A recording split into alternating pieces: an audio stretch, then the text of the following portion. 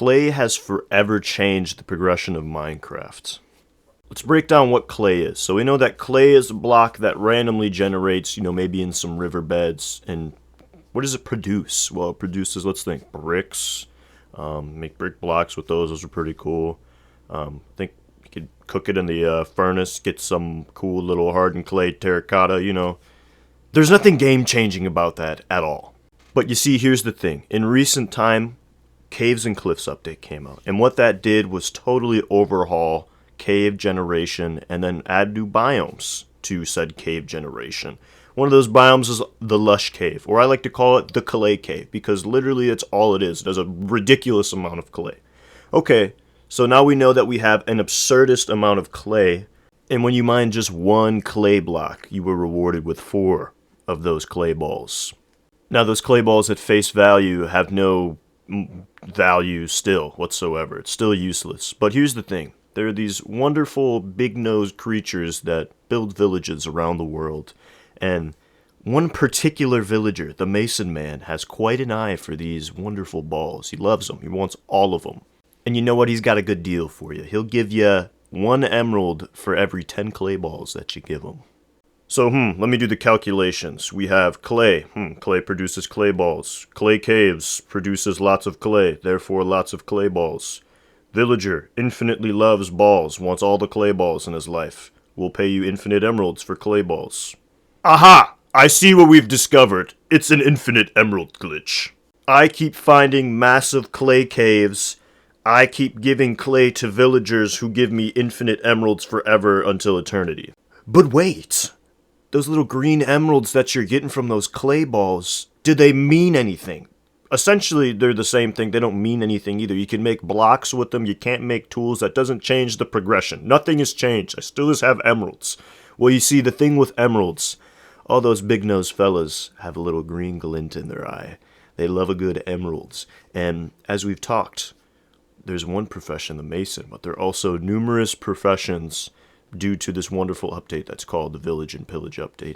And you see, some of those professions, they make weapons. They make tools of destruction. They make armor against tools of destruction. So with these infinite amount of emeralds, I could then upgrade these villagers and max them out and then get full enchanted diamond gear, full enchanted diamond tools.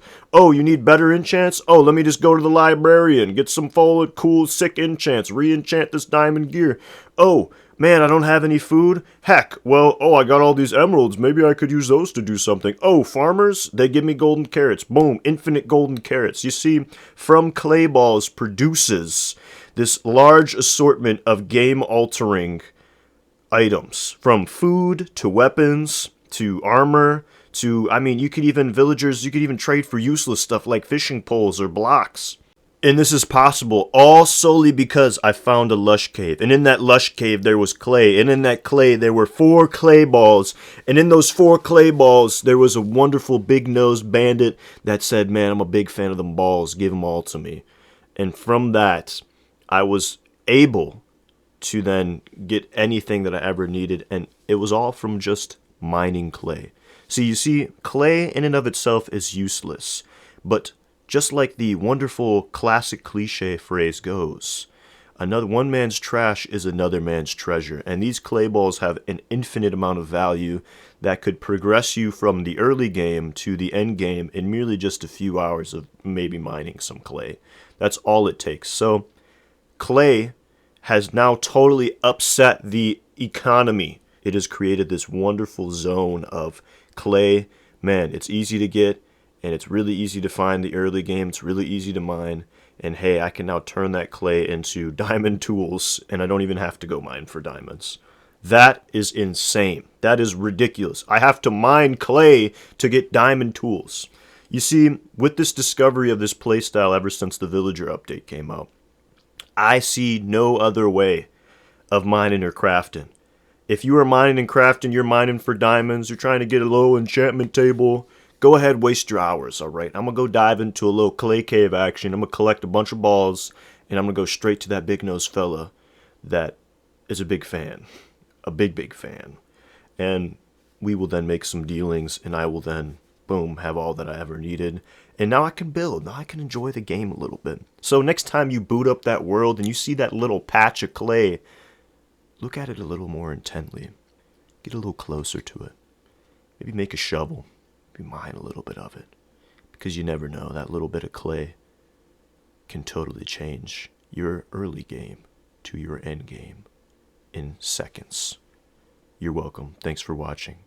Check out my other content. Hopefully you enjoyed the video. I love you. Peace.